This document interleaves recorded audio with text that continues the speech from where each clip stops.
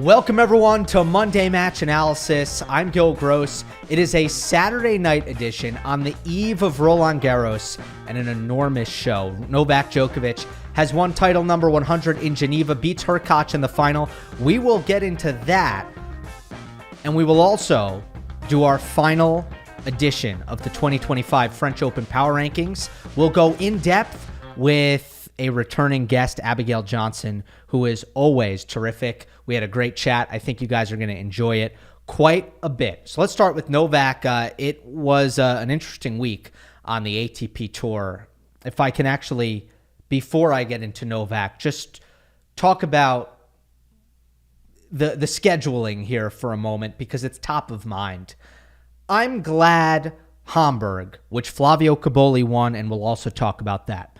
I'm glad it is now pre-Roland Garros. The post-Wimbledon thing never felt great, but to have a 500 the week before a slam feels inflationary.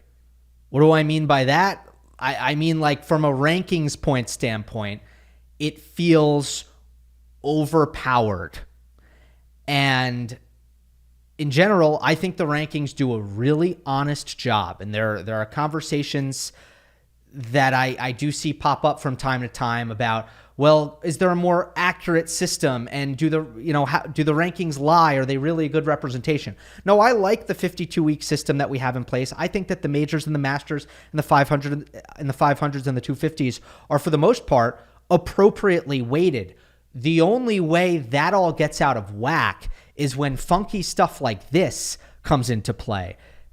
And you're putting a 500 in a, for the most part, undesirable week to play, particularly if you're a top player with hopes to go deep at Roland Garros, which is why there is only one top 15 player in the field in Hamburg. And ultimately, I don't think it was a big deal this year. So Cobolli beat a lucky loser, world number 235 in the first round, which really wouldn't happen in a typical 500 because those qualifying draws would be more competitive than they were this week. Second round, Davidovich Fokina, then he beat Bautista Agut, and then he beat Echeverry, and then he beat Rublev. So it's certainly on the easier end of a 500 title run, but it wasn't a cakewalk. It wasn't a joke. I just think in the future, if they keep doing it like this, there could be some bad years. I just think that could happen where somebody comes away with 500 points and you're thinking, it's a little bit much. Again, inflationary. Geneva, on the other hand, well, Geneva has been in its spot before Roland Garros since 2015. It has been in this spot as a 250. And it stands out to me because it is seemingly the only week before a major event that has a really great history of foreshadowing slam runs. Ruud last year was the champion. Roland Garros semi. Jarry the year before that, fourth round in Paris. Ruud again in 2022. He made the final. Ruud in 2021 made the third round of Roland Garros. That was a disappointing one against Davidovich Fokina, I remember. Zverev won it in 2019. Made the quarters of RG that year. Fucsovics in 2018. That was only a second round in Paris. Wawrinka won it in 2017. Made the final at Roland Garros last year. Wawrinka won it in 2016. Made the semis that year in Paris. Bellucci, the inaugural winner in 15, second round at Roland Garros. So obviously there's a couple in there that didn't go on huge RG runs, and it kind of aligns with the quality of player and what you would expect from them at the French. But what kind of stands out to me is the run that Wawrinka had here, the one-off with Zverev, and then the run that Ruud has had. That is pretty atypical of a week before a major event, and you really don't see that with any of these other ones, in my view. So Novak Djokovic is your champion in 2025, and we obviously look ahead with keen interest to see what he does and how he follows it up, and we'll get into some of that with Abigail Johnson. But in the moment, in the present, it is about a massive milestone, title number 100 for Novak Djokovic. And it's one of these things where the record speaks for itself. There is not much I can say that is going to add color to the accomplishment that is 100 ATP singles titles across a career. What I can do is provide a little bit of context. If the title number feels foreign to you, if it's something that is difficult to really put into scale, I can try to help with that. If you break 15 titles in your career, you were typically a top player. You were one of those guys. If you break 15, okay? I mean, Gasquet is about to retire at Roland Garros. He will retire with 16 titles. Wawrinka, same thing, 16 titles. Thiem, who had a shorter career than those guys, obviously, he retired at Roland Garros last year with 17 career titles. Again, once you break that 15 mark, you've had yourself a great career. Zverev has passed it. Medvedev has passed it. If you break 30 career titles, you were an all-timer. That usually means you were at the very, very top of the sport for some time if you break 30. And Djokovic has 100. All right, so that's the best I can do to try to put it into context. Obviously, two others have done it in triple digits. Federer with 103, Connors with 109. That is on paper the next milestone for Djokovic. It's the Connors 109. But it feels far away, one. I also think it would be significant for him to pass Federer. So maybe you just look at that as kind of, that's first. Because obviously Roger shared his era, at least partially, and competed side by side with Novak. I think anytime Novak can displace Rafa or Roger in one of these records, I think it's meaningful. So I think that's next. And then obviously major number 25 is more important, and that's going to be the one that he is going to orient himself towards more than anything. But major number 25, that's just because majors are the grand prize. That number 25 is arbitrary. I don't want to hear a thing about Margaret Court. It's absolutely meaningless. 25 is a nice even number. 25 would create a little bit more distance between him and Nadal, 3 instead of 2. But the number itself is arbitrary. Djokovic now getting more into what we saw and what it means. He is, and this is the only concern we get into it with Abigail. I just want to throw it out here at the top, though. He's 38 years old. He celebrated his 38th birthday last week. He would be the oldest player to ever win a major title. Newcomb was 37. And he's now going to have to do it, if he were to do it, playing 3 consecutive weeks. He has been disrupted by injury 2 out of the last 3 slams he's played.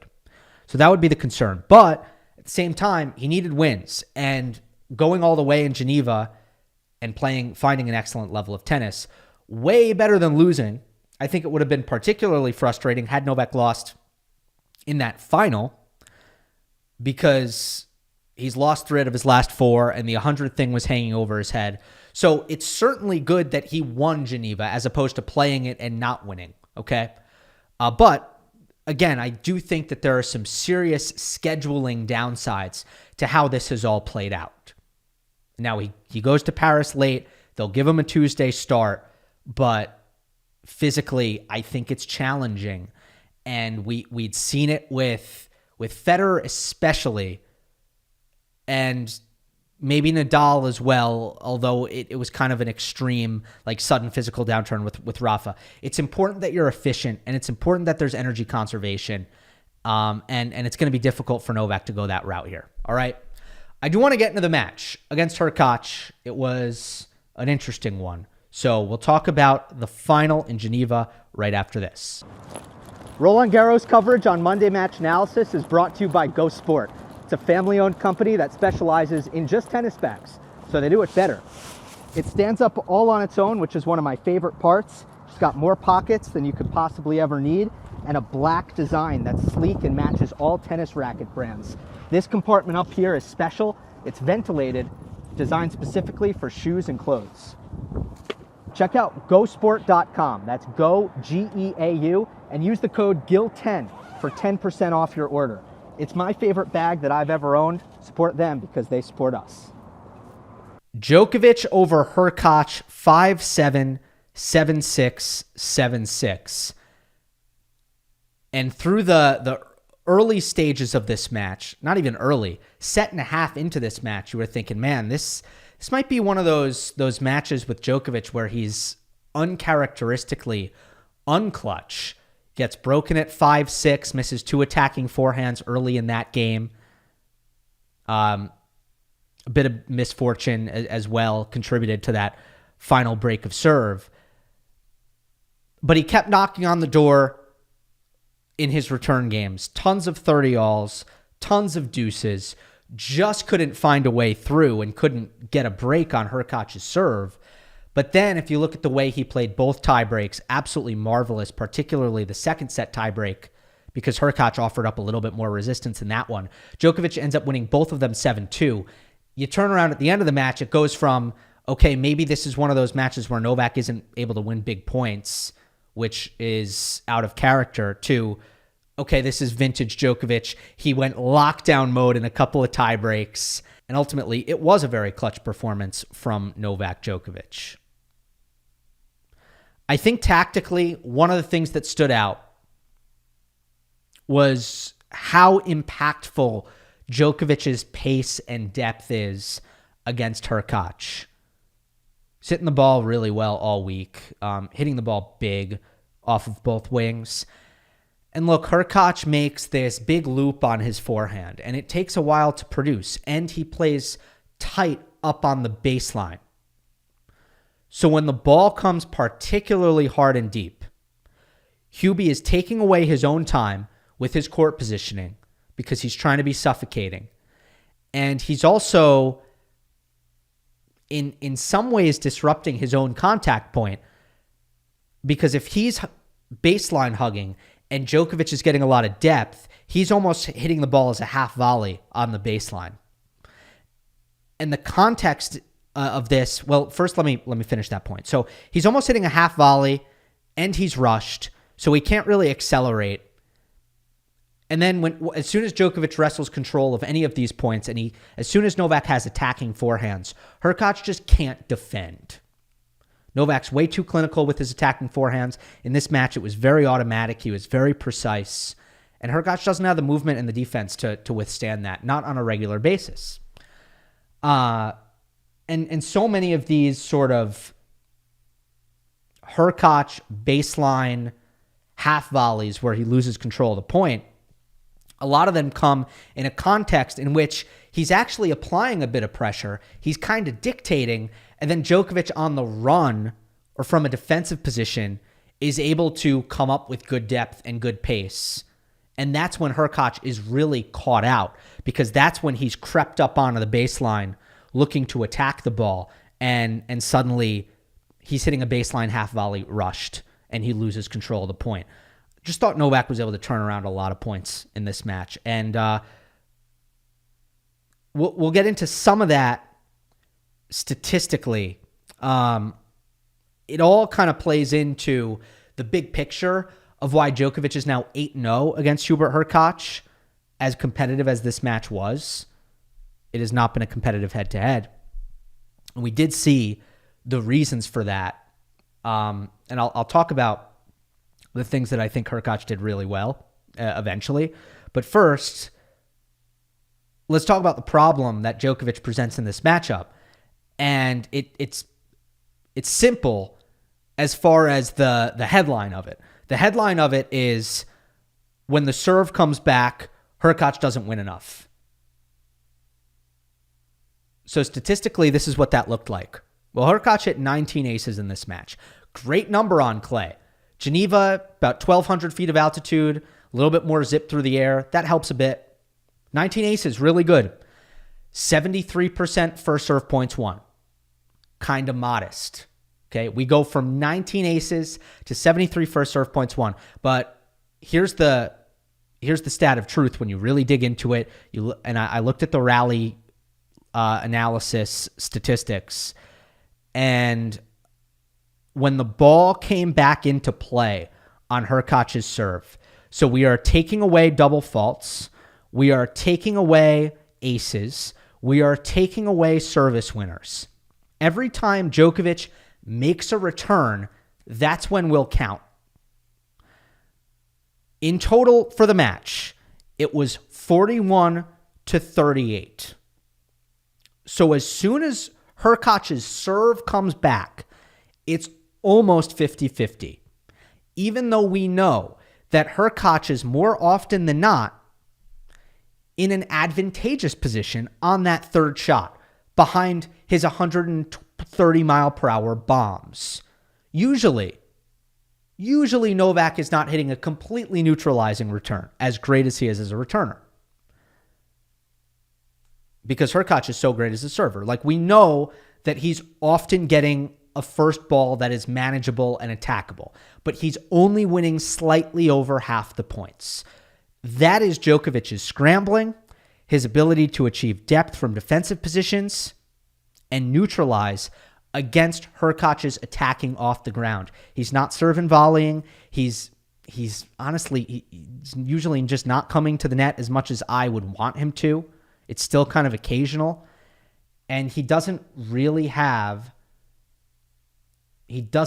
enough force off the ground against a great defender in Djokovic on clay to win these points consistently enough. And then once it's a neutral baseline rally, we know he's at a disadvantage. So again, when the serve comes back, it's trouble for Hurkacz because Djokovic is winning about half the points.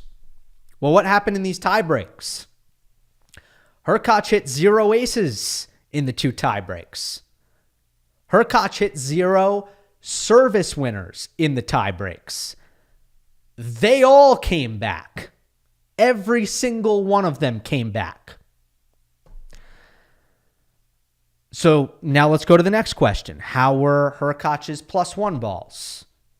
Well, he started the second set with a +1 forehand unforced error.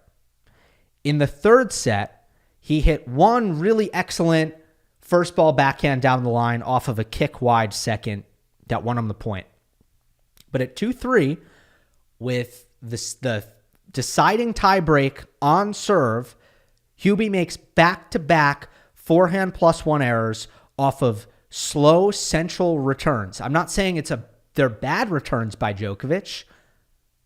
They're good returns in the sense that he got the ball in play. And against Hurkacz, if you get the ball in play, you give yourself a chance because he's not reliable from that position. And that essentially put away the match. It was +1 forehand mistake, +1 forehand mistake, and then it's like, all right, that's it. That's going to pretty much seal it. Despite 3 hours of relative forehand dependability by Hurkacz, I think this is a Jim Courier line. I think. Maybe it's a Jason Goodall. Anyway, the ghost is still in the machine. Hurkacz has been losing big points in this same exact way for his entire career. And that's why it was like, I mean, it's always been difficult to watch for me at times because I want so badly to have the big match where it's like Hurkacz's forehand, like not that I was rooting for Hubie or anything, right? But like I always want to have that moment where I'm just like, yeah, the forehand was awesome when it counted. It came through. Because I don't want the repetitiveness is almost exhausting in analyzing Hurkacz's matches. But what made this one especially demoralizing from Hurkacz's standpoint is he was actually really good for 95% of the match on the forehand wing. And then in the third set tiebreak, it was like a carbon copy of the nightmare that is played out over and over and over again. So again, hey, forehands more generally, because I only talked about the +1s. Forehand, more generally, is the mismatch. As soon as the serve comes back, the movement and the forehands are a non-contest. Let me give you forehand errors in the tiebreaks. Djokovic, 1. Hurkacz hit a backhand that wrong-footed Novak and got him kind of off balance, and he netted a forehand, okay? Djokovic won, and it wasn't really even unforced. Maybe borderline, right? Hurkacz, 8 forehand errors. I'm taking the subjectivity out of it, so I'm talking total errors. Total errors on the forehand were 8-1, and that's unfortunately just kind of what you expect. But Novak's forehand, by the way, was awesome in this match. I mean, he was at over 90% consistency according to Tennis Insights. I know his shot quality score ended up really, really high off of that wing, and the precision was great. It was like he could put it wherever he wanted it. So really, really good forehand day for Novak. And overall, because I guess I'll transition to Hurkacz, but like I thought Djokovic played a great all-around match. His returning was excellent. And there were patches and stretches in the match where Hurkacz's serving got hot, and there was just nothing anybody could do. But what I found throughout the match is Hurkacz basically needed to hit aces in order to win cheap points with his serve. Whenever Novak got a racket on it, the ball was coming back into court, and that's a credit to his returning. Djokovic was dominant behind his own first serve, and he should be killing Hurkacz in the serve +1 kind of early point firepower stuff. He won 86% of his first serves. Hurkacz is 4th worst among top 50 players in winning against the first serve. That's where that movement gets exposed. Again, I think defensive play from Novak, just the ability to move really well and turn points around with depth. I thought that was the biggest thing for Djokovic in some of the key rallies. And, just along with making returns in play, that was the other thing where it felt like Hurkacz, in the end, left a few too many points on the table where he made his first serve, but he wasn't able to keep control of the point. All right. But in the first set, Hurkacz was so good off the ground. So good. Some of the best I've seen from him. A way more aggressive version of Hurkacz off the ground. And Novak was making a lot of returns in play throughout the first set. And Hurkacz actually held the whole way through. And it was pretty encouraging to watch from Hurkacz's standpoint. Just accelerating on the forehand way more consistently, freeing himself up to unleash on that shot without completely flattening it out. And that's key because in the past, I've just felt like with Hurkacz, as soon as it's time to go big, it's flat as a pancake and you have no trust in that it's going in. What he hasn't been able to really get is accelerate big, attack with the shot, and find some RPMs that are going to give you some safety off of that wing. That's what he hasn't had whatsoever in his career. And I saw more of that in this match, which was, again, it was really good to see because it is a necessary step for him. And this is the point I really want to make because Hurkacz gets complimented for his movement all the time. I mean, I hear it all the time. Anytime I watch him, pretty much he's getting complimented for his movement. And I think that's still because everybody's grading him on a curve because he's got the best serve in the world and he's 6'5". We have this expectation that he's not going to be able to move at all. And we set the bar extraordinarily low and then he clears that bar and everybody starts complimenting Hurkacz for his movement. The fact is, there's a reason why he doesn't break serve a lot. It's because he doesn't move like Medvedev, who is 6'6". He does not move like Zverev, who is 6'6". He is not nearly as fast as them.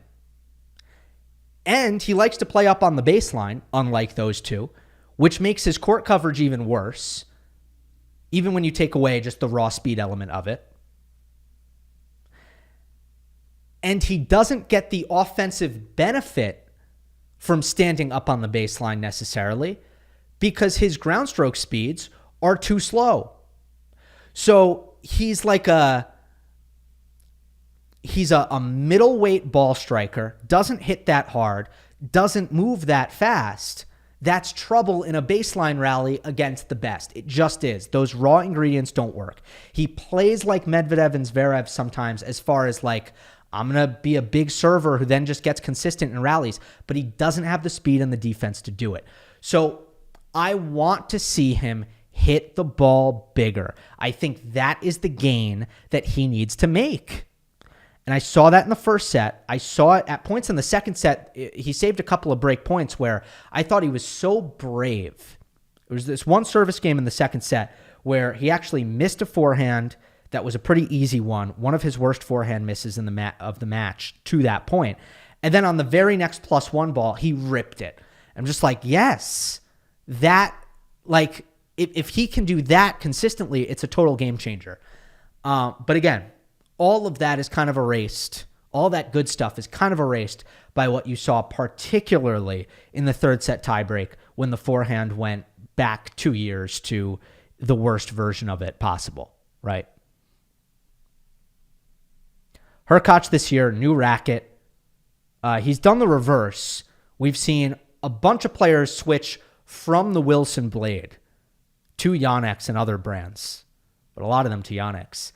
Hurkacz has gone from Jannik's to Wilson. He's brought Nicholas Massou on board. He's got Ivan Lendl Consulting. I'm pretty sure that relationship is still intact. He had a knee injury that was very disruptive for his season. He was only 4-5 coming into Rome. He started to play better tennis since then.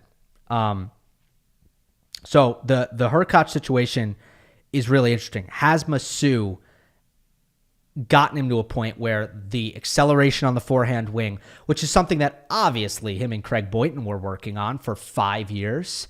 Like, it's not like Boynton was like, yeah, I think the racket head acceleration is fine. No, of course they were trying to do it, but has Massou figured out how to get Hurkacz to the promised land in that area? Maybe. Because it looked like that for a lot of the match. It's just under pressure, it fell apart. So that's the Hurkacz part of everything. All right? Let's talk about Hamburg. Rublev came out looking overwhelmed against Flavio Cobolli in this Hamburg final. The match starts with a missed Rublev overhead, followed by nervous laughter, extremely vulnerable looking second serves, which is a tell for Rublev. When he gets tense, that second serve collapses on him. And it's actually the shot where I clap back at people, because some people say, like, Rublev hasn't improved in 5 years, right? That's a line that sometimes I'll hear. And I'll always say, that's not true. His second serve used to be powder puff. It used to be between 80 and 90 miles per hour consistently. And he's actually gotten it into the mid to upper 90s, and that's been massive for him. So it, okay. It reversed. Regressed to the really slow attackable Rublev second serve. That put him on his back foot right away. He was either double faulting or it was getting abused. Cobolli's such a good generator with his forehand on that second return. Rublev threw his racket at love 2, love 30. So we were literally 2 games and change in before we got a racket throw. And, it was slip sliding from there. Horrible first set from Rublev. Cobolli didn't need to do that much, okay? He was good, but he didn't need to be that good. It just got away from Andrey completely. Rublev was on an 18. Now it is a 19-match losing streak. When he loses set 1, it dates back to a 2-sets-to-love comeback that he had against Arthur Rinderknecht at the U.S. Open last year. I've talked about this before with other players. I think it might have been Davidovich Fokina, but when you have an emotional player, plays with a lot of volatility and in some cases negativity, I will give them a pass for that. I will give them a pass for getting negative. as long as stuff like this doesn't happen statistically. As long as you don't go on a 19-match losing streak after losing the first set. And then once you start doing that stuff, it becomes, okay, now there is real hard evidence that you are getting so negative that you're unable to dig yourself out of these holes because you've gone dark on yourself and you can't find solutions and you can't find your tennis. The good news is in the second set, the level picked up dramatically and the tennis was really good.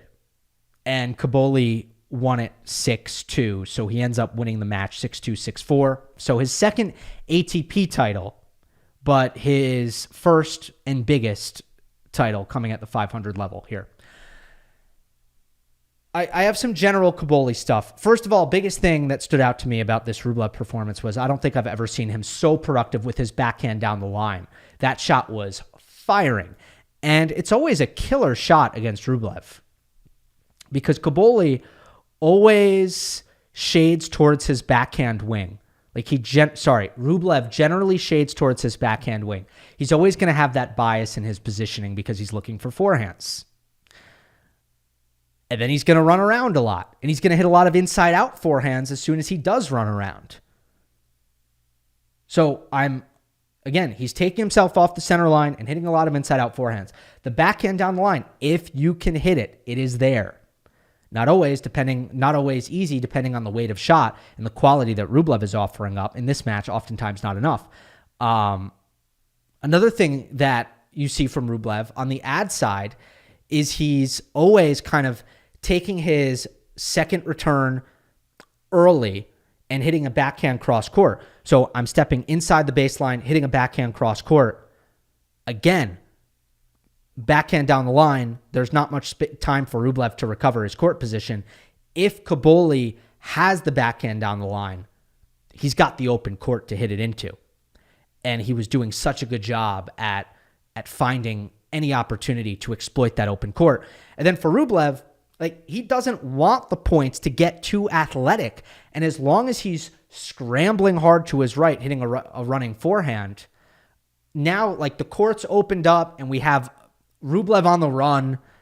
That's not how Rublev wants to play. So I felt like the backhand on the line from Cobolli, it was repeatedly sort of putting Rublev on the scramble, at the very least, if it wasn't winning him the points outright. And that was so productive for him.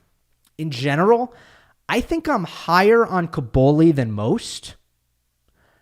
I think he's got top 10 potential. I drafted him in Groskin and I's 22 and under draft. I really like Flavio Cobolli's potential. I think he is one of the best natural athletes on the tour. I literally think he's a tier 1 athlete. His forehand is very heavy. His backhand can misbehave, but it's potent.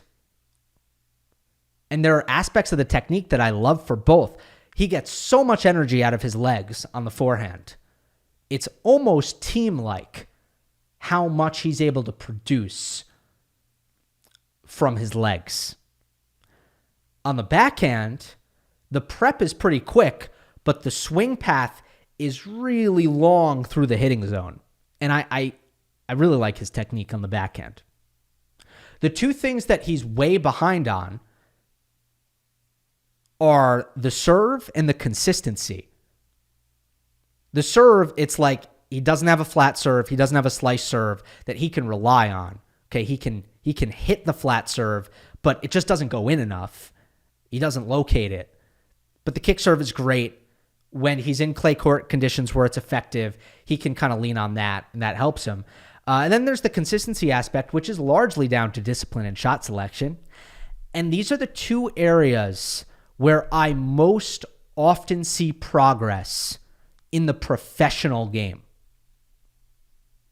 When I look at pros, because remember, we're watching these guys and they're already at least usually 20-ish years old, and they've done the hard work to develop their technique and create a ton of their habits when they were 10 years old and 12 years old and 15 years old. By the time we're watching them, there are certain things that they might have an easier time getting better at than others. And for me, time and time again, the things that improve most with I guess the least resistance for professionals are the serve, maybe because it's isolated, you can work on it sort of without any external factors, and that muscle memory is a little bit easier to tinker with, the serve, and shot selection and consistency, just trying to make more balls, whether the fitness is a problem for some or the discipline is a problem for some. Like, that is something that I often see improve with time and experience, and that makes me really positive about Cobolli. So congrats to him. Big title there. All right, without further ado, here are your final installment of the French Open Power Rankings with Abigail Johnson. We're joined once again by Abigail Johnson, prolific tennis commentator, live from a Paris hotel room. Just did world feed for Qualies. We'll be doing BBC 5 live radio for the main draw. Abigail, always a pleasure making your Power Rankings debut. Exciting stuff. It's very exciting stuff, Gil. Thank you for asking me to be a part of this. Full disclosure, when Gil asked me to do this, I did have to drop a message back and say, can you just give me a little synopsis and a description on what a power rankings is? I've heard of it. I have not participated in it prior to today. So yeah, don't come for me. Just go easy on me. We'll see how this one goes. But yeah, sounds like a lot of fun. Did you like the activity? Are you in on the concept for going existential here? Top five, top five of the 10. I was so into it, loving it. What a great idea. After the top five, it was like a terrorizing homework assignment. I really struggled. So it was like the best of both worlds getting prepared for this. Yeah, I'm still I like it. I think it gives such a deeper view than the rankings itself, which is the aim, I'm sure. But yeah, I was surprised by how much I struggled outside the top five because I thought that things had become a little clearer, and I still do back the depth in the sport, even though there have been some rockier times on the men's side. But in terms of really putting it down with who can make a strong case to perform at this slam, I didn't have a six down for a long time. I had names in my head, but it took me a very long time to put a six down after I had my five. You struggled with the 6 and you struggled with the 10 because I know you messaged me that you couldn't come up with the 10. So let's start here. I'm going to give you 4 names who I don't have in my 10, and let's see if you have any of those 4. And the viewers will have a decent idea of what my power rankings are going to look like because I do it every week. And it's not going to, clearly it's not going to change that much from Hamburg and Geneva's results, although there will be some suspense for where Novak lands after the title. But yeah, let's start with the 4 guys I don't have. Arthur Fils, Stefanos Tsitsipas, Alex de Minaur, and Daniil Medvedev. Do you have any of those 4? What was the second name you said? Sorry. I've got second name was Tsitsipas. So that's Fils, Tsitsipas, de Minaur, Medvedev. I have Yep. none of those 4. Okay. You know that wounded my soul as well, not to put And Medvedev in there. I know it did. All right, let's hit on Medvedev then, because he's fascinating to talk about. 17th in the race right now. I still feel like there's a bit of an identity crisis going on. None of the results over the course of the clay court season has, quelled those concerns. But again, so interesting to cover. So I want to hear your thoughts on Daniil. His season to date has just been so poor by his standards. And it's not just the results, it's the way these results are happening. Even at the start of the year, when he was kind of saying the right things, feel my levels coming, it's a process, I was not thoroughly convinced just because I felt like he was stalling. And from the point of stalling, the next movement is regression. And it's all. It doesn't seem focused the way that he's progressing. It seems more I don't know, desperate than optimistic. The thing is that Daniil Medvedev is now moving away from his DNA as a tennis player. And having been such a force for so long and now heading towards his 30s, really strong group of young up and comers, he was always going to be a difficult player to reinvent, maybe more difficult than most because his natural game style and tendencies are so unorthodox and so unique to him. It's very tough to break that apart and start to rebuild that. I think his serve was losing some of its potency, so that automatically makes it more difficult to become more of an imposing presence than he generally would have been. So I think he's just come up against not a complete roadblock, but an incredibly towering hurdle that it is a problem, a real Right. problem. So, No, it's yeah, it's so it's it's really well said. He needs to adapt. Older player, like aging players, and he's not that old on paper, but he played a very, very physical style, and he was going to need to sort of get away from that to some extent at some point. And it feels like that point has come, but as you said, it's going to be harder for him to tweak the sliders on his game. It's going to be a little bit more difficult for him to do that than some of the others that we've seen do it successfully. All right, so my number 10, we'll see if we agree here. Tommy Paul is my number 10. oh, can I say And if I have him further up? yeah, absolutely. Okay, I won't disclose where he is, but he's on my list, but he's not Okay, 10. but he's higher. Okay. Yes. You know, I almost wanted this to be De Minaur, but Tommy beat him in Rome and found himself in the Rome semifinal for a second straight year. And I think that means a lot. I think that signals a lot. He's somebody who has been in a final weekend in best of five with the Australian Open semifinal. So he's checked that box. I've seen it before. And I just couldn't, in good faith, have Demon in the 10 spot over Tommy when we just saw them go head to head. And although the actual overall head to head was lopsided for De Minaur, Tommy finally cracked that code and found himself deep in Rome for a second straight year. That's why I gave him the nod there.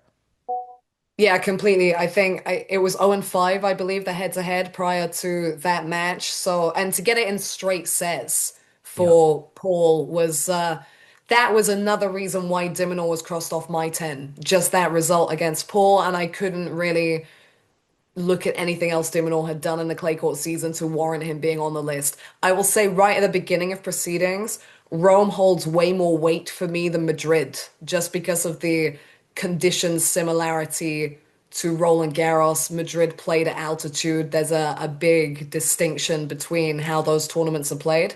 So if someone's done well in Rome, there's gonna be a couple of points for me where maybe they're getting a point for doing something in Madrid. So yeah, that's why I'm putting some expectation on Paul because he's performed well in Rome. Yeah, I'm right there with you with the Madrid versus Rome. I think I like to even look at Monte Carlo a bit more than I like to look at Madrid, given the conditions there. Although I think for some guys, especially after a taxing sunshine double, you can get some weirdness from a fatigue standpoint at Sure. Monte Carlo. Let's go to. I'll give you my number 9. We'll start to piece this together.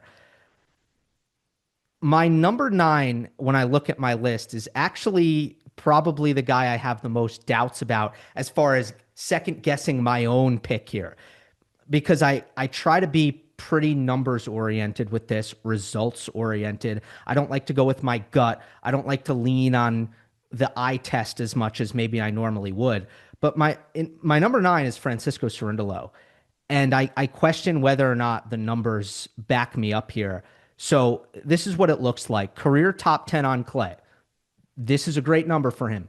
9 wins, 8 losses. Back-to-back 5-set losses in Roland Garros fourth rounds. Last year to Novak, the year before to Rune. two 50-50 matches against strong clay court players, especially if you look at the context of where they were at the time. And I feel like, okay, that signals that maybe he was just knocking on the door. He's taken that next, maybe that next leap, and he's due for a breakthrough. Here's where things go downhill as far as the numbers argument goes. Never been in a major quarterfinal, 3 Masters 1000 quarterfinals on clay, but between Monte Carlo and Rome, just once. He's only made one semi at that level. It was Madrid earlier this year. ELO rating is something that I don't use that as a crutch or like as a Bible, but when I'm questioning whether or not the results are leading me to the right place, sometimes I look to that. He's 13th clay ELO. So ELO thinks that I have him too high. Where do you land on Francisco Cerundolo? Oh, so I can say where I've got him in my list if I have. Yeah. Francisco Cerundolo is my 10. My 10 that I took about 2 hours coming to a conclusion on. And that's not really an exaggeration, unfortunately. I can give you some of the names that didn't make that list while we're on this point, names that I maybe wanted to put in. Hubert Hurkacz was lurking, but after, and I'm sure we'll touch on this after the final today as we record against Djokovic, I just couldn't do that. If he'd have won that final, he'd probably have maybe snuck in at 10. Jaka Mensik, I really wanted to feature. However, he's never played Roland Garros. I had nothing to go off on tournament history. He's really imposed himself very quickly, but has very little major experience. He has all the elements of a successful near future top player and 8 top 10 wins to his name already. But we're really going off other surfaces at the moment. We've not seen enough of him on clay. So I didn't feel, as much as I wanted to put him there, I didn't feel that on a clay court there was enough to go off. So Cerundolo was a little bit of a default here for me, and I feel quite bad about that because he has proven himself consistently on this surface. I mean, he's had a really solid clay court season, Madrid semis, Rome fourth round of Roland Garros the last 2 years. But I just don't like him in these big matches at the big tournaments. Me either. Of his 15 top 10 wins, only one has come at a Grand Slam, and that was against Taylor Fritz at Roland Garros 2023. Fritz and Roland Garros, that's just a huge asterisk for me on that result. I think the most telling factor and the reason actually that I didn't want to put poor Cerundolo on this list, despite his great win in Madrid over Zverev, was the fact he could not take down Djokovic last year when Lorenzo Musetti had already worn him down to the point of no return. Cerundolo did not step up to win a winnable match there. And I just feel like the aura of the bigger guys and their experience over best of 5 is gonna take it to him in those moments. So that's why he barely snuck on for me. Yeah, we completely agree. Again, that's something. It's very much through following his career, you pick up on that kind of thing, and it might not flesh itself out fully in the numbers. But that's where I'm on him as well. I'll throw one other example. How about Dimitrov in the quarters in Miami this year? I mean, he could Right. hardly. Grigor couldn't move, and Yes. Cerundolo, I think, saw that on the other side of the net, didn't respond how you'd want him to respond, and Dimitrov basically wins the match, and he almost faints 10 seconds after the handshake. Incredible effort by Grigor. I mean, on his end, it was incredible. But yeah, it's the mental side that holds me back with Cerundolo as well. All right, so we've got your number 10. We know that Tommy Paul is on the list. Is Tommy north of number 9 for you? I can't quite fully understand how, but he is. Okay, so let's try to get your number 9. Is your number 9? I'll tell you who my number 8 is. Okay. My 8, and I'm excited to talk about him, is Holger Rune. He's had 2 awesome runs this year, Indian Wells and Barcelona. Awesome runs. And those are the only 2 tournaments this year We're we're in late May.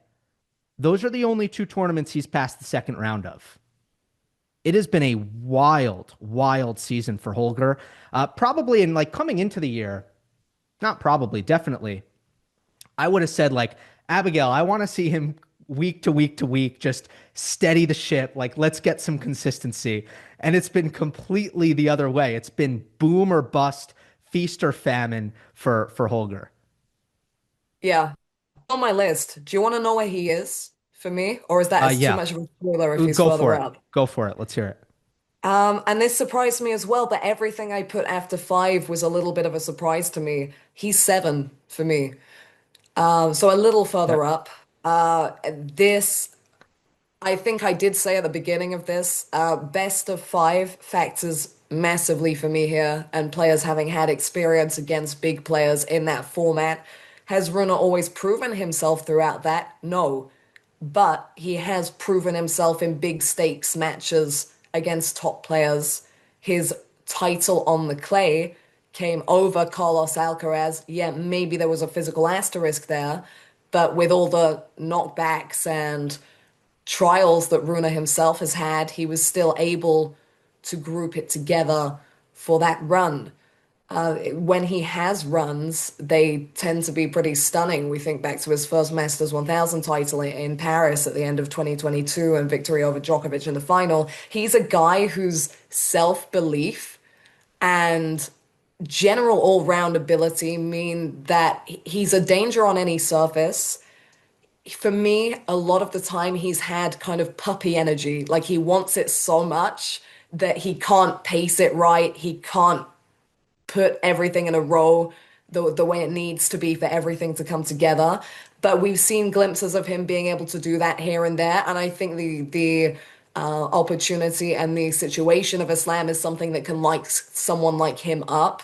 Plus, he has, performed at Roland Garros in the past, the last 3 years, quarterfinal, quarterfinal, fourth round. So for someone who can be streaky, that's actually a very solid run of results when you consider the players who've been very comfortable on the clay the last few years. Dominic Thiem, Nadal, who's now, both of those two are now retired, but Alexander Zverev, Stefanos Tsitsipas, who is now not a factor but very much was the last few years. And he's beaten, I've written it down at Roland Garros alone, he's beaten Tsitsipas, he's beaten Cerundolo. He's only lost to Casper Ruud twice and Zverev in those last three campaigns. So I did have to take that into consideration in terms of even last year when he lost in the fourth round, it was 5 sets against Zverev, who went on to make the final. So that could very easily have been a different story. And what could another year of experience have done for him in that regard? the It's fascinating with the majors. I half agree with you. I think he doesn't shy away from a moment. He's not scared of the bright lights. He's not going to get tight when it's 6-all in a fifth set tiebreak. He's going to go after it and play his game. I love that about him. And sometimes as a result of that, you're going to get these spectacular moments under pressure. Uh, I do worry in the best of five vein about the physicality. And I think Sure. that has betrayed him at times, particularly not the first long match. He's been in five setters actually a lot, and I think he's had decent success in them, although I'm not looking at the numbers right now. What I can tell you is there's a lot of majors that I look at, and it's, oh, he came in a little bit out of gas, and then he didn't have much to offer 2 days later or one day later. And that's what I've seen a lot from him. He's lost pre-quarterfinals at the last seven majors, and he's got three career quarterfinals, hasn't pushed any of those to 5 sets. Um, so I like I like Rune in a big match, absolutely, but I almost wish it were best of three for him.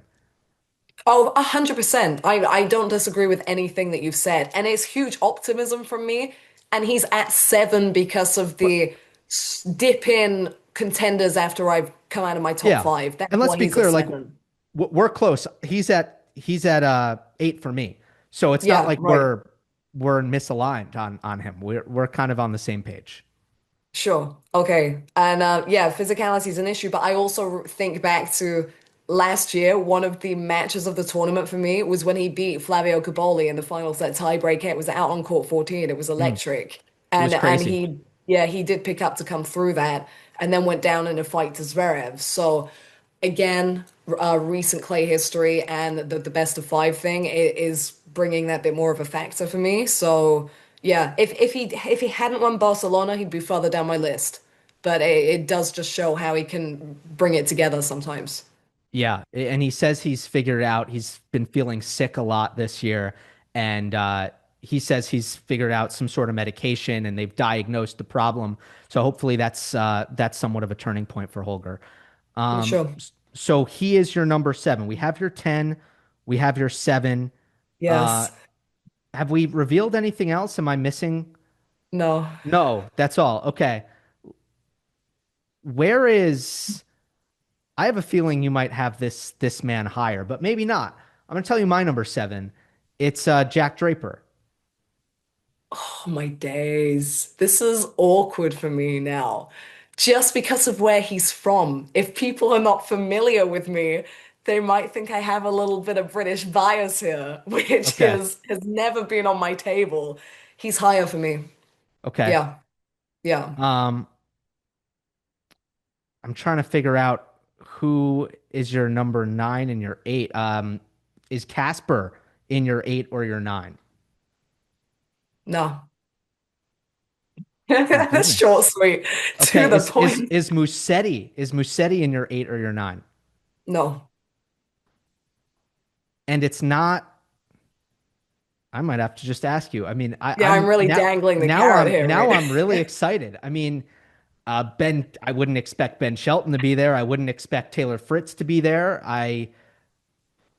You got to give me your nine. I'm stumped. You're you're really making me nervous because I Oh, you know now don't what? know. I actually think I know who I should have guessed. I will guess now. I'm gonna get it. You have Novak in either your eight or your nine. I do. Okay, Yeah, is which one is he? he's nine. He's number nine. And that's why I was getting nervous because I then didn't know if you have him way further up your list based on tremendous history or if you don't have him at all based on a dire season by his standards. I have him after. Let's just get into the Novak topic. It's going to be probably the biggest and longest one to cover here. I've got him at five. I had him at seven before Geneva, and look, I'm not putting a ton of stock or a ton of weight into it, but he showed something there, and I guess that's all I needed to see in order for just the Djokovic factor and as you said the history to kind of um, carry his standing coming into the event. I will say the motivation factor at the slams and his ability to just lift for the majors. It's something that I do approach with some skepticism because okay, you can't just decide when you're going to be good, right? You need to kind of put in that work and be in a position where you can execute things how you want to execute. But last 2 years, this is what I keep going to. At majors, Novak is 21-4. This is the last five slams. Of course, he withdrew at Roland Garros last year. That's why he only has four losses despite playing five events. And then at Masters, he's 16-10. So we see this massive drop off in consistency at the Masters 1000s compared to the majors. And that's why I'm still okay putting Novak at five, knowing that if you look at even the majors in the last 2 years, there are only three guys who have been better than Djokovic as far as total wins, and that's Alcaraz, Sinner, and Zverev. It's really well said, Gil. And you've, I think, encapsulated. It's so hard to grade someone as great as Novak Djokovic It because is. he's 2 decades of presence on the tour. And so there are so many chapters in that span and so many stunning ones, of course. It, it, he's the toughest player to commentate at the moment because there's so much temptation to compare Novak Djokovic of now to the Novak Djokovic of former times, but I'm not convinced we should be doing that anymore in terms of level of expectation because he's now at a very different stage of life and career. Um, I could argue to myself to put him further up the list. I was thinking it as I was doing it, but I've had these conversations with you, I know, several times, Gil, over the last few months, and I think that Djokovic is still an incredible tennis player, and you don't lose the ability to be an incredible tennis player. You lose the ability to facilitate that. For him, it's about playing it as smartly as he humanly possibly could, the same way he did for the Olympics last season. It was his whole priority. He put everything into it.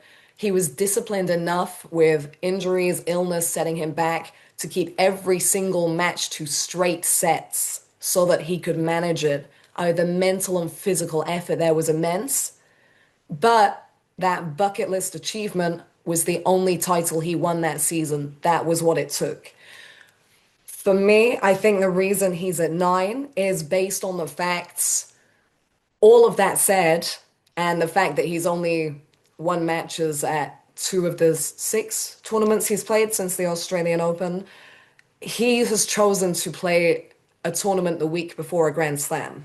Hmm. Now, one of Djokovic's big issues at the moment is sustainability.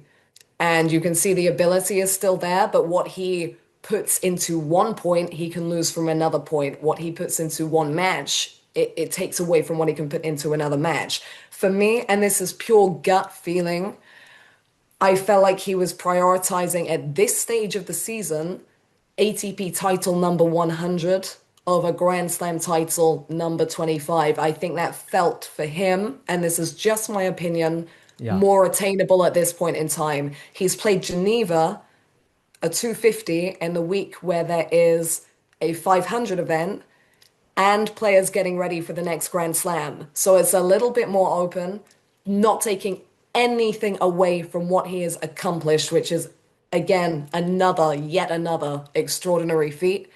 And I've not watched a point. Can I make that clear? I've not watched any of it because I've been covering qualifying and preparing Yep. for Roland Garros.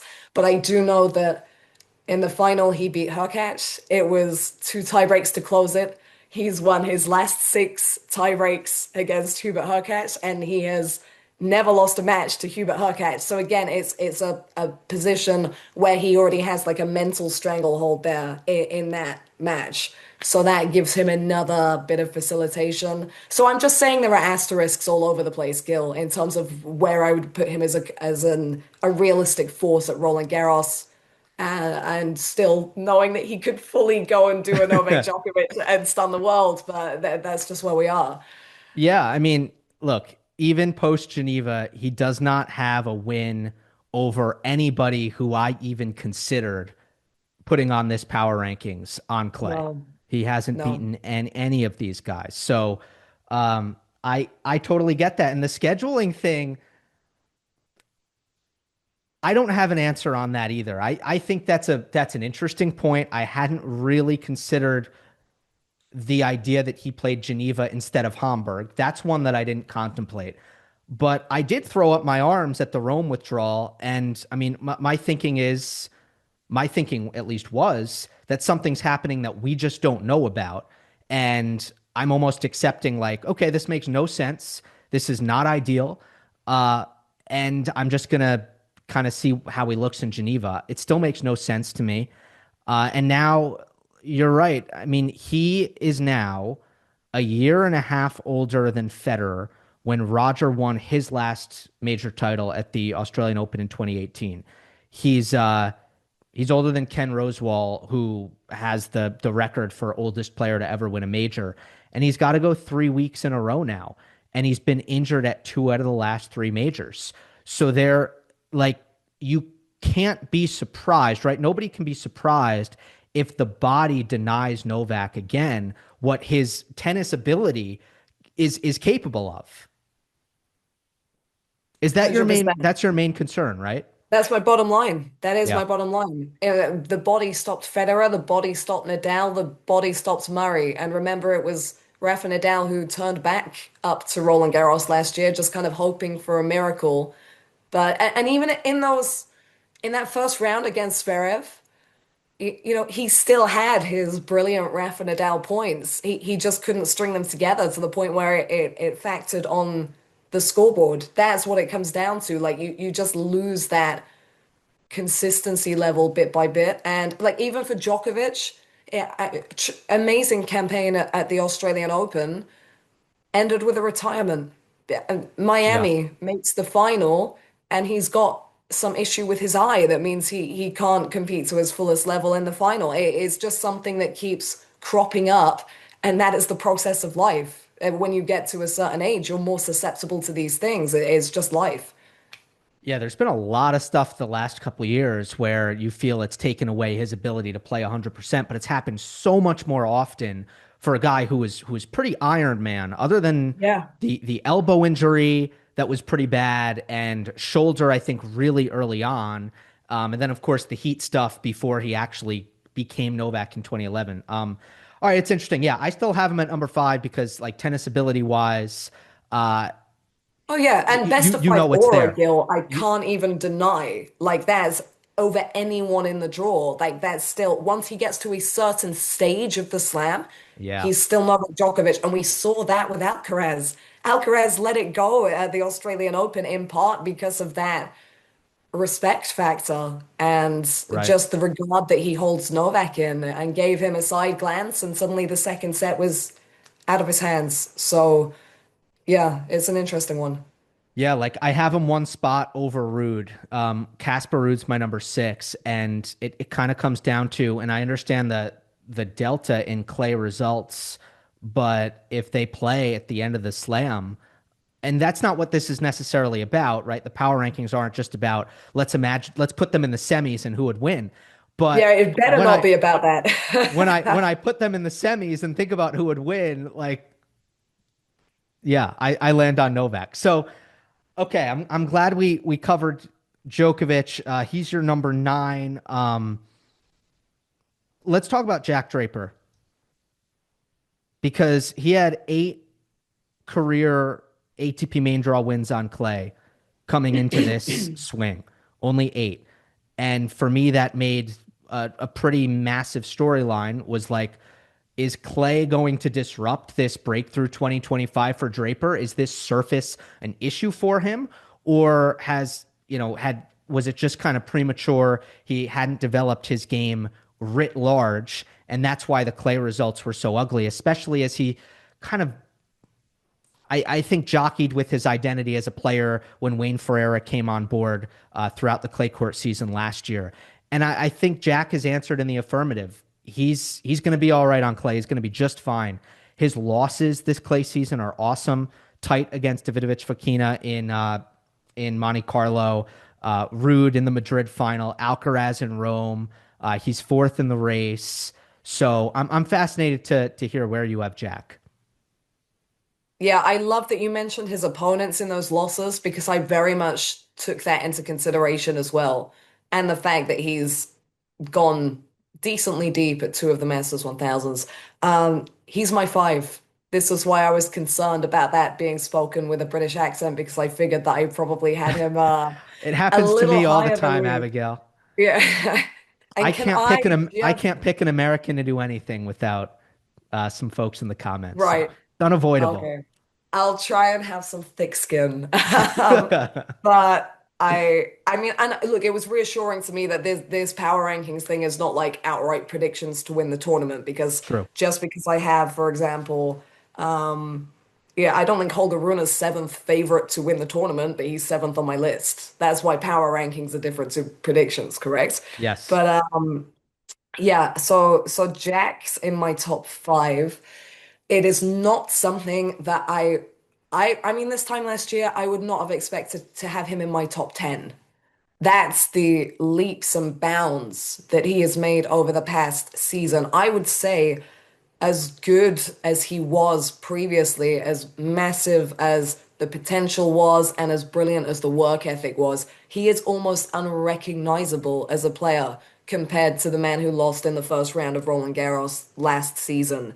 And that is to do with everything that he's worked on off the court coming to fruition with outright results on the court. First Grand Slam semi-final at the US Open, comes to the Australian Open, still entered a retirement, but he gets through three best of five set wins in 5 sets. Huge for a guy whose body was a hurdle for him time and time again in the effort to get himself into contention with the likes of Carlos Alcaraz and Jannik Sinner. So the best of five factor does come into it for me with Jack. Again, he won Madrid. It's altitude. It likes his serve. It likes his big game. I'm not giving him as many points for that as if he'd had that title run in Rome. However, only lost to Alcaraz in Rome and was tiring, I think, a little at that point as well. It was a lot of tennis on a surface that he's not had a lot of experience on. I mean, I think in his career, he's only played 8 more tour level events on clay than on grass courts. And you think about the difference in length of season, grass and clay. They puts it into perspective a little bit. I think that the fact that he's never gone beyond the first round of Roland Garros almost had him outside of my top five. Yeah. But I can just see all the elements of his game to do well on this surface, plus the fact that he's been there so consistently this year. I mean, he's 2 Masters 1000 titles under his belt, having not won one coming into this season. He's ticking all the boxes bit by bit. And the only reason he's not done more on clay prior to this year is because he was not the same player prior to this season. So I'm going a lot more recent on Jack, but I think it is good enough reasoning to put him up there because he's, like you say, even when he won Indian Wells, he turned straight around and had to play Mensik in the first round of Miami, and that was still 2 tight sets, 2 tie breaks. He's consistently growing, having good losses and Yep. getting back to winning good matches. So that all comes together. Yeah, he has been machine-like consistent. Two finals runs at Masters 1000s.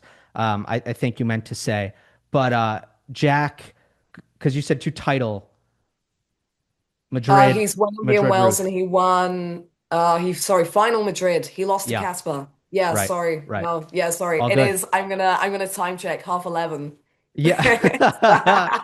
I'll give myself that. Look, these are the mistakes that I make, and then I'm doing a solo pod, so there's no other voice to be like, got that one slightly off. So then Sure. I have to read about it Yeah, yeah, afterwards. yeah. Um, Yeah, sure. could you imagine like I- we agree on Draper. I mean, I have him at 7 because he's never won a match at Roland Garros and he's got one career major quarterfinal. So I mean Yeah. the numbers I just couldn't get there. Even though I think predictions wise, I can't see him. I can't see him losing up until he faces the best. Everybody knows what the draw is. We don't even need to address it. This is the power rankings, right? But I guess the point is he loses to Jesper de Jong last year in the first round. I love de Jong. I'm a Yeah. fan of his game. But could you imagine 1 year later? Like it just wouldn't happen. No. There's just no chance. He's put in a ridiculous shift. Like he was Yeah. always headed in this direction, but I think the time span in which he's become who he is now is so deeply impressive. Like I'm blown away, really. Yeah, and I feel vindicated on it because I think after the clay season last year, that's when I was getting a lot of like, so Jack's not the guy and you overhyped him and you just had to Sure. deal with that. And I think at the time my response was like, all right, like it's clay. Like he's a, no offense, he's British. Like let's No, give him no, some of slack. course. No, I know. Yeah, no, no. Like it's not controversial to say No, it's that. not. Like And we're yeah, bonded. it's Our countries are bonded by that. Is like don't don't get down on a guy after the clay season when they're from the UK or the United States. yeah, completely. Yes, That said, it's good for Jack. I mean, Jack, he has all the ingredients, as you said, to play well on clay, and it's just good to see he's doing it. yeah. Um, okay, Context is everything. Context is everything. yes, we'll get to that at the top. That's a little tease. The top two, we got to talk about context with one of them. I'm missing your eight. I'm missing your six. Can you tell me what your number eight is? Because I feel like I've struck out on that one. You would have got it earlier, but I think we've just moved too far into the conversation. My eight is Tommy Paul. Okay, And yeah, that my I was trying to reason with myself as to how the heck I'd put him above Djokovic because obviously I've got one of the greatest athletes of all time beneath Tommy Paul, who I think is 9.99999% not going to win Roland Garros. Whereas actually in my wildest dreams, I could see Djokovic winning Roland Garros. And it again, it's context, and Rome carries a lot of weight for me. Back-to-back Rome semis, and only lost in the Rome semis to Jannik Sinner, who just blown away Casper Ruud, and he lost that match from after a 6-1 set where he kept Sinner out of the equation. And actually, I don't think he maxed out on his options in that clash. I expected to see him up the court a whole lot more. I felt like there was more he could have done to actually, and taking nothing away from the comeback from Sinner, I actually felt there was more he could have done and more within him to stay on top of that match once he was up on the board after that first set. So taking that into consideration, has had a couple of deep runs at slams, hasn't at Roland Garros. So I really was teetering about which way round to put him and Djokovic. sure. But recency in Rome won it for me. Rome was literally the differentiating factor. Fair.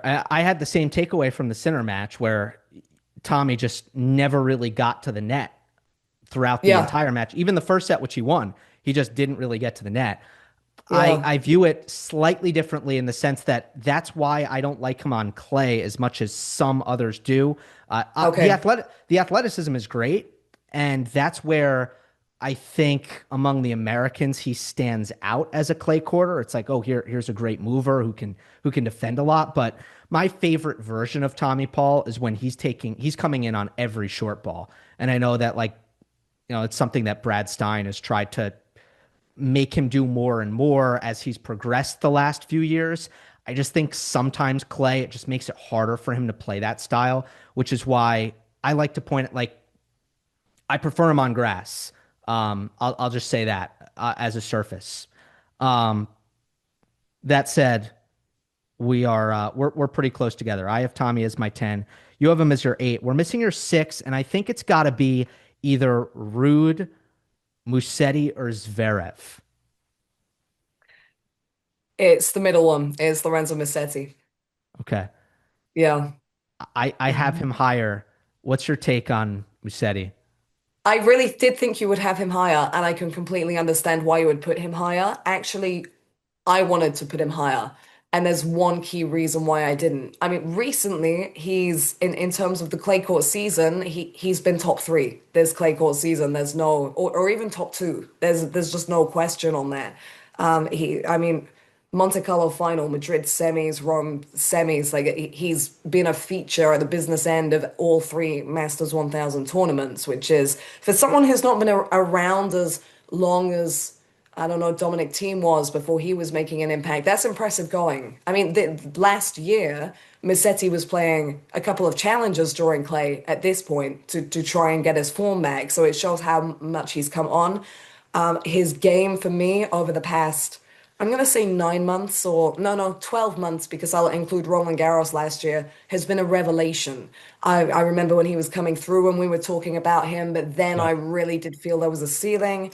And he's brought a focus level and an intensity level to the genius ability off the ground that he didn't have before that I could see from him, and I've been tremendously impressed with that.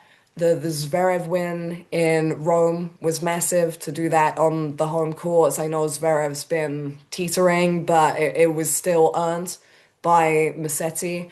The reason that he is not further up for me is I will always be concerned about him holding out over best of five sets. Hmm. Last year, played a phenomenal match against Djokovic and still lost in five. So it's whether what he does is still too taxing to last the distance across best of five sets. And I understand that this isn't predictions and it's not a case of whether or not I'm calling him to win the tournament. But I just think with that more space for the opponent to play with and the fact that he isn't getting as many free points as someone like a Jack Draper, which actually was the only reason maybe that I put Jack in front of him. I think I said I was close between those two in the end. Yeah, it's just those concerns about the lack of free points for him across the best of five set format. Yeah, he sticks out right among the top guys who we're putting him next to in the sense that he's not going to play a lot of simple points and the first serve is not going to get him very far. And he plays more defense, like just flat out, he plays more defense than anybody else. Um, the best of five thing, I didn't have that in mind. But I see where you're coming from on it. Two times in the fourth round at Roland Garros. The Roland Garros resume is interesting because the losses are elite. They're to Djokovic, Tsitsipas, and Alcaraz. He has had a huge change in top 10 success. This is something I mentioned at the start of the clay season, and it's kind of continued. He was 5-21 after the Djokovic loss last year at in Paris. He's 7-7 since. So he's beating the top guys more consistently, and he's on this incredible run of consistency at the big clay events, from the Olympic bronze to all of the Yes. Masters 1000s. And I just felt like I needed to reward that from power ranking standpoint. And I did, and I put him really high up, and he's my number three. And Ah, I feel a little bit uneasy about that, but him against Zverev, we've seen it a couple times, and it's good for him. And I think sometimes the head to head it does sway me in my power rankings. And in Rome, it was straight sets, and it didn't seem like Sasha had a ton of answers other than hoping that the conditions would be quicker. And hoping and wishing that the balls were moving through so that he could hit through. So I'm just plus, by the way, and I've been saying this a ton to viewers, may be annoyed at how many times they've heard this, but the fact that he made the semis at Wimbledon last year takes a lot of pressure off. And I like that I have that one result at a major to kind of lean on when it comes to his long-term history. yeah. Yes, I'm glad you mentioned that. And it's funny because then it's a question of perspective because actually for me that works the other way. And that, oh, his only deep run at a major has come at Fair enough. Wimbledon, which is so contrasting and it's a little bit easier to get the quicker points on the grass courts anyway. So yeah, I think it's very interesting because you can have two different perspectives on that particular result. Yeah, I'm fascinated to see what he does here because play style wise, really good for tennis when he's playing well and Yeah. doing well and kind of unexpected. As you said, I didn't think that he'd be top five in a power rankings coming into a major whatsoever because I was worried. I also was like, okay, one-handed backhand doesn't have big serve, big forehand, so he actually has to break serve, and he's a one-hander and he's defending a lot. So how is this working as a top 10 guy? And it's working because he has physically and mentally taken a step up. He's tough as nails now. He competes way harder than he used to. He focuses way better than he used to. And he's figured out some identity in his game and he's muscled up the weapons a bit. First serve forehand. Let's talk about Zverev. I wonder where you stand on the narrative with Zverev right now because there is a lot of alarmism, there's a lot of negativity, and I think Zverev at Rome said like I must be the worst world number two of all time. or something like that. Did As he a actually? well, he said that in response to how much negativity he feels that he's subjected to. Right. And at the end of the day, the reason is you've never won a major and you've been number two for a long time. And I think, in fairness, if you look at like example like Caroline Wozniacki, would be maybe a 1-to-1. She also got a lot of negativity. Why? Because she was at the top of the rankings and hadn't won a major for a long time. It's not a Zverev thing. It's just what happens. But since the Australian Open, he's had some wobbles, and then there's of course been some like, well, Zverev's lost it. Are you like, where's your panic meter on Zverev? I can't panic over a guy who's as good as he is in terms of his base level and ability to reproduce when he's in a good headspace. Um, I also on the coverage front, by the way, I don't think any of us really think about the intensity of things actually in his home nation. Andy Yeah. Murray didn't win a Grand Slam for years and every grass court season. And I know there's not as much tennis happening in Germany, but just the weight of national press when that's not happening on top of everything else. I don't think any of us can fully kind of be in his shoes and understand that the kind of the volume of everything around someone who's been considered by a lot of people a future Grand Slam champion. Right, now we're losing it. Future Grand Slam champion since he was a teenager and now he's 28. That's a Great long example. time. Yeah. Way better example than Wozniacki, Abigail. So well done for that. Exactly. Oh, Murray got thanks. it too. That's what happens. Yeah. No, for sure. So I did just want to touch on that while I still feel that the kind of the woe is me comments are, I mean, you know what my thoughts were after the Australian Open and that final. That was ludicrous to me, him saying I'm just not good enough. Just wild because the man who he was up against, he'd beaten him in their last best of five-set match on a hard court recently. So where's that coming from? Yeah. It's between the ears. I just think that was the Australian Open final was such an overwhelming, like such a, I guess I don't want to use words out of context here, but like, I guess in a way, like within a sporting context, a traumatic thing for him in that it was his best shot at a Grand Slam title so far. And like the Alcaraz match at Roland Garros, Zverev was in such good form on the clay last year. You thought, doesn't get a better opportunity than this. Alcaraz hasn't won Roland Garros yet. And then you get to the Australian Open and it's like, oh my goodness, he's got an even better opportunity than that because he's so proven. Like at the business end of slams, it's been slow for Zverev, but he has built himself up to where he needs to be a contender. He's beaten every critical rival, apart from Djokovic, at a Grand Slam, and Djokovic is now not the force that he was. But for me, my perspective, he just could not bring it when he stepped out for that Australian Open final and he thought, wow, it's here to win. I could win Yeah. this. Sinner was wobbling a little. He had some health question marks a little earlier in the tournament. He was not at his peak level. He was just steady to Well, I capitalize think when Zverev would show up. yeah, we agree. I mean, I think if Zverev got that past 3 hours 45 minutes, I think he was going to probably win the final. Just based on physicality, he couldn't manage to do it. And in the third set, he wasn't playing like a guy who wanted to extend the match. But anyway, we're in the past there. Yeah. So But yeah.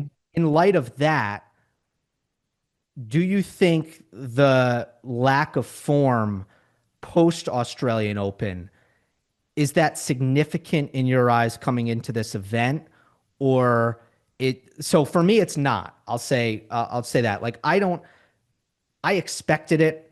I thought that there was going to be a hangover after the Australian Open. When Sinner got suspended, I thought, ooh, this is going to be even tougher to handle now for Zverev. And I expected him to struggle, and he did. Now, with all that behind him, he still looks like Zverev to me. I don't think his game, it's not a Medvedev situation. Like, I don't think there's any sort of broken aspects of his game. He's made 4 straight Roland Garros semifinals. And like to me, I think he's gonna it's the same thing as it always is coming into this tournament for me. I probably like him to go deep. I just don't like his chances once it's a final weekend against the top guys.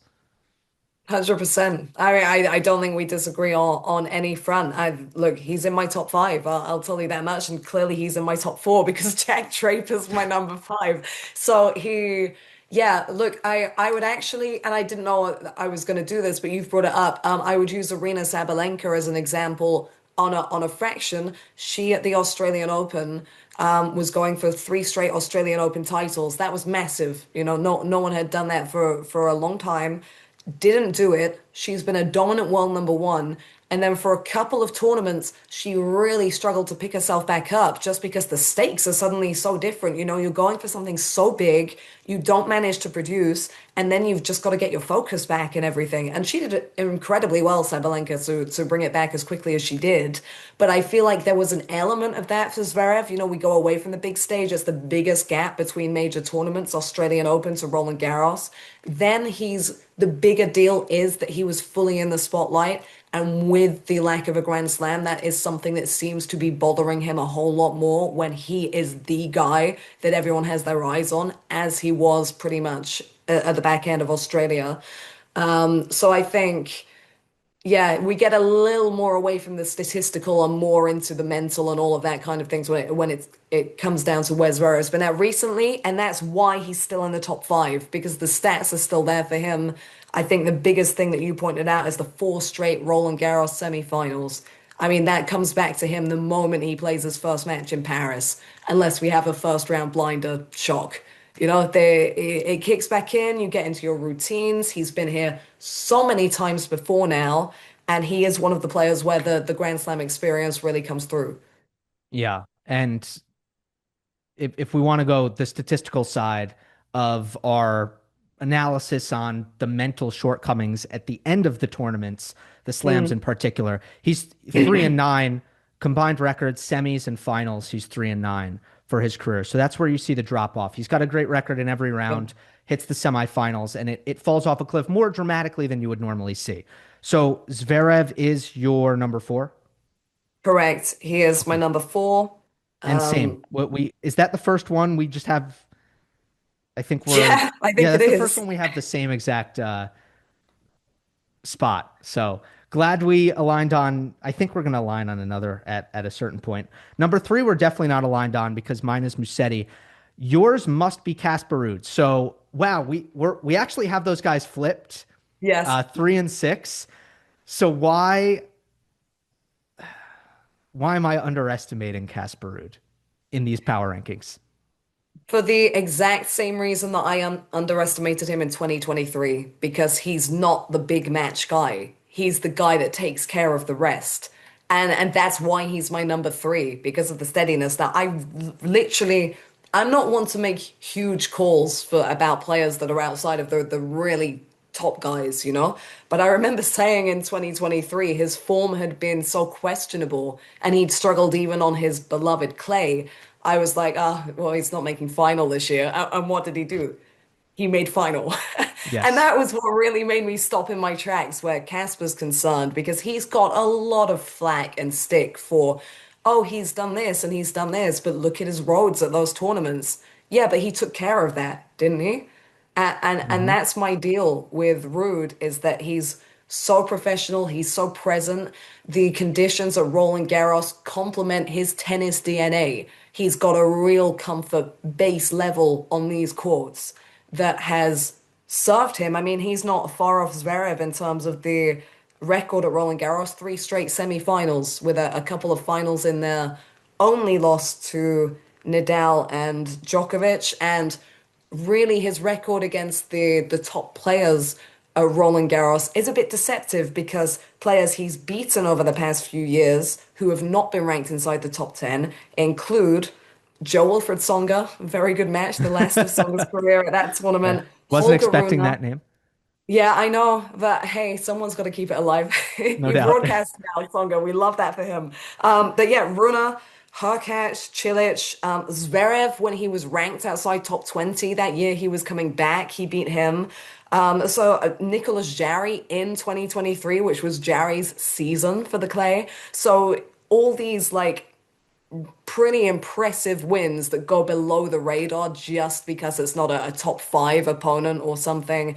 And Ruud's the man that handles that. So, and of course, now a Masters 1000 champion, which we love to see for him because he has been putting up with so much stick in terms of only wins the 250s and then, oh, he's only won 500. But he just gets his head down and gets on with it. And that's what you want to see from someone who can go a distance at a Grand Slam.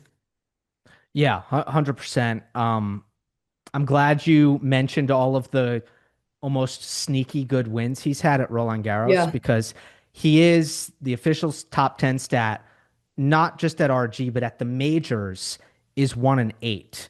And of course, again, what I'm trying to do with the power rankings, I'm trying to assign these feelings we might have to what the actual results are telling us. And I think the feelings we have is Ruud against Alcaraz, Ruud against Sinner, Ruud against Djokovic when he was in full flight at the end of majors. It just wasn't much of a question. Nadal, of course, it just wasn't much of a question mark. So many of those matches were one-sided. What I'm really looking for with Ruud, and I said this, I think, when did I say that? I said this in the preview, maybe. I want him to have that really good loss, like losing five, make it a great match, like the Dominic Thiem Rafa Nadal US Open 2018 loss, where team loses to Nadal and it's like, oh, team is coming because of that Yes. loss. Casper hasn't had that, and of course, coming off of the Rome, and it's 11-1 against Jannik, and then they practice together, and apparently Casper is down 4-love in 15 minutes, according to Casper. So it's a bad matchup, but I totally get why he's number three, and at the end of the day, I think we agree more than we disagree on Ruud's reliability and just how consistent he is and how much better he is than the vast majority of the field on this surface. Yeah, it's interesting because although these are power rankings compared to actual rankings, the general underlying theme is the same in that the further up my power rankings I go, it's actually coming down to just the consistency across the board. Yeah. And I do like that you said that about Ruud and the losses. We look too much at wins. Like Jack Draper has pretty much cracked my top five because he's had those good losses that have quickly turned into good wins at the next tournament. Yeah, Ruud, even if it's Yannick Sinner in a bad matchup, he should not be getting beaten love and one on his favorite surface. So that is a concern. But I just felt at this particular tournament, he's done enough to render that a little irrelevant in terms of where I've placed him because obviously I've not placed him above Yannick Sinner. So yeah, he's Right. my three. Right. And it makes a lot of sense. And by the way, like I think you were talking about 2023 where he didn't look so good and then he made the final, right? Yes, correct. He's done a version of that basically every year because I don't think he's got any like sunshine double results. And Barcelona was big for him last year, but the years before, like normally you weren't coming into this clay stretch really high on Casper. And then he might flip. He just flips a switch very quickly.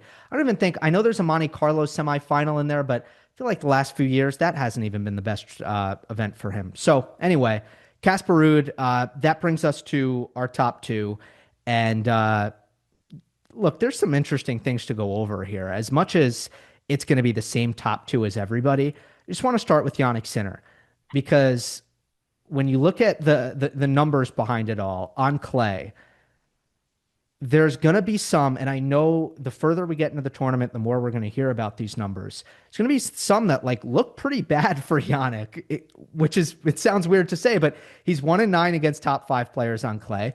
And his only clay title is a 250 in Umag 3 years ago. So he's never won. He doesn't have a significant clay title. I just don't think any of that matters. I think the fact that he's won 42 out of his last 44 matches, including the last two majors, the fact that in the last 2 years on clay, in the diminished sample size we have, he's basically only lost to Alcaraz. And I mean, I don't want to go over all of the clay results, but Essentially, it's not as if he's taken a bad loss on clay in the last 2 years. He wasn't Jannik Sinner before then. So you talk about context. To me, the context explains all of these stats away for Sinner. And there's not any concern whatsoever. And these stats are just misleading. Completely. Yeah, could not agree more on that front. I think, it's been just the craziest story with Sinner over the last, what is it now, 8 months, 9 months. And he's proven himself in so many departments that he has the aura that the greats have had for such a long time. He already has that just because of the last season and a half that he's pieced together. I mean, I always look back at the difference in trajectories between Carlos Alcaraz and Jannik Sinner because Sinner stalled. He was not beating top five opponents for a long time. And he very suddenly made that leap. So you did not see him being the guy with that aura at all, right? I mean, you're in the same Well, boat he there. wasn't, yes, he wasn't winning big titles either. And that became a big narrative. When Sinner going to win Yeah, something big? sure. So I just think for him it's suddenly just because of who he is, it's suddenly less about the clay and more about what he's done the past year with the question marks of, oh, he's failed a doping test. What was going on there? He just starts winning every match again, like nothing's ever happened. I'm going to win a Masters here, I'm going to win the next Grand Slam, going to win the Grand Slam after that as well. So just so there's like, I mean, there would have been as much as he wouldn't have let anything on, that he's a human being. There's that outside chat is going to have some impact, and yet the performances on the court didn't show it. He just got on with it and maintained the level, and the fact that he's able to overcome those mental challenges the way he has, big tournaments, best of five set format, it just renders the clay court history irrelevant for me because I think he's done enough to prove that he can play on the surface, not enough to prove that he can outplay a Carlos Alcaraz on the surface. But the other thing for me is, well, obviously making the final of Rome after 3 months of no tennis, having been banned, and that's why he had 3 months of no tennis. That's an obvious thing. But I think he's also come back even stronger. When you're on the tour is such a grind week to week. You have to do everything to prepare for your matches, eat, sleep, train to prepare for your matches, to wind down from your matches. You like can't go to town in the gym when you're on the tour. You can't go into that like big. He's had 3 months where he can't compete. So you're gonna spend more time on that kind of thing and put a little bit more focus on what you can control. I was talking to a player that I know at qualifying this past week who's had a significant lower body injury that's kept them out for months. And they're like, upper body's stronger than it's ever been because that's what I've been able to work on in the position that I'm in. And Jannik Sinner and his team, they're not silly. They're going to make use of that time. And I think that some of his average rally balls were just breathtaking in Rome. And you see a really strong, sound, focused player there who can for sure be one of the forces at the upcoming Grand Slam. Yeah, I've been saying that. He got to lift some weights. Like that's great. That's actually a good thing. And the fact that he went far enough in Rome that he got to pull out of Hamburg, that was a big bonus for him. Uh, Sure. as far as the clay affecting his ability to compete at his best, it's like, well, nobody's been able to take advantage of that other than Alcaraz, who beats him in the Rome final and beats him in the Roland Garros semifinal last year in 5 sets. He comes off of a taxing sunshine double last year and loses to Tsitsipas in Monte Carlo, his event, uh, after being up a And break in the third set, and it was the rough lines call that there we go. that kind of turned around the match. So it's like, what evidence is there that Sinner is not a force? However, we both have him at 2, correct? Number two. And that's because Carlos Alcaraz, the defending Roland Garros champion, who well, his last four clay events are Roland Garros title, sorry, big clay events, Roland Garros title, Olympics final, Monte Carlo title, Barcelona title, and Rome title. Yeah, there's no He's competition yeah. to that, really, is there? Not in recent history. No, no. What have you noticed about his game? Okay, because I don't think he's been as up and down in his matches. I think the shot selection has been a little bit more responsible and higher percentage just because I think on clay, he understands the value in scaling back the pace at times. So I'm actually going to add a little height, add a little spin. I feel like that's damaging, or he feels like that's valuable and damaging. Where on the hard court, I think sometimes it's just faster, faster, faster, and he can get himself into trouble in certain spots because of that. But yeah, I like the smart tennis that he's playing, and obviously the confidence is there. Yeah, really well analyzed. I wouldn't add much to that. I would say that at the moment, I am always concerned about when he's going to have a focus dip, and Sure. it's not just, and some of that is poor shot selection, but some of that is just like a little drop in intensity for a couple seconds or a couple of points. But at the same time, I weighed that up with, and look, the stats have him above anyone else here anyway. But the format, the best of five situation, actually gives him more room to play around with there. He's still the majority of the time gonna come through, pull it together in the big moments. So it's not as big a concern as it would be at Masters 1000s. There's a reason that he is always one of the presences at the back end of every single Grand Slam at the age of, did he just turn 22, this four-time Grand Slam champion? I mean, he's still Hmm. barely been around. It's a joke. It He's is an won every big actual clay joke. title, Yeah. I mean, every it's, single one. yeah, I phenomenal. totally agree with you about the dips and focus, right? The best of five creates a little bit of cushion. I think the clay gives even more cushion. You throw in a bad service game, and you at least know you're going to be in the points as you try to get that break back. And Alcaraz is going to be in the points, and when he's in the points, he's going to have a lot to say. So Yeah. I think Yes. anything else on that?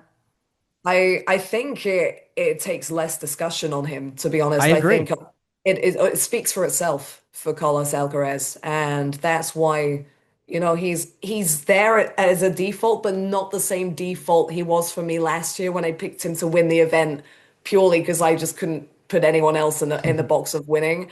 He's default because it just all speaks for itself. The titles, the wins, the regroups, the way he has managed to pull it together for the clay court season when there was some big question marks at periods during the hard court season this year, particularly I mean that quarterfinal that he lost to Djokovic at the Australian Open. Our biggest disagreement was Djokovic, and I'll put our rankings up on the screen here. Our biggest, which makes sense, our biggest disagreement should be Djokovic because he's the most difficult to square in doing this exercise. And then we had Ruud and Musetti flipped. There will probably be some discussion about that. I actually think that there's a good argument that you have that more right than me. But we'll see where people stand on that. And ultimately, I'm looking forward to the tournament, and everybody in the UK tune into BBC Five Live Radio to listen to Abigail. Have a good fortnight. Thank you so much, Gil. And hey, thanks for asking me to do this. I should say that a year ago, during Roland Garros, it was, I think, 2 a.m. UK time, and Gil had convinced me to come on the channel, do the preview and predictions for the quarterfinals. And it ended up being a little bit of a blinder for me that I can always fall back on. So I thought if Gil's asking me back on, I owe him, can't say no. And if this crashes and burns, I can just point everyone back to that video and say I came through at one moment previously. So, no, thank you for having me back. And thank you for facilitating some semi-decent stuff in the past that's come out of my mouth and is now on the internet for the foreseeable That future. was a for the record, everybody. That was a 4 for 4 performance from Abigail. Thank you. All right. You did well as well. I think you did as well. I think so. The Yeah. quarterfinal predictions at the Slams, I've actually done really well now for, I think I have a good streak going, knock on wood. The pre-tournament predictions this year have been a disaster. Yeah, well, I is the fact that I was flip-flopping around after my first couple of names on this power rankings thing tells you why. It's just so many players that can come unstuck in those early rounds before it gets to the big matches against the big players. So, yeah, I think that's completely fine. I think a lot of other people would be in the same situation. Thank you. Thank you. We'll try to turn it around. Thanks, Abigail. No, thank you.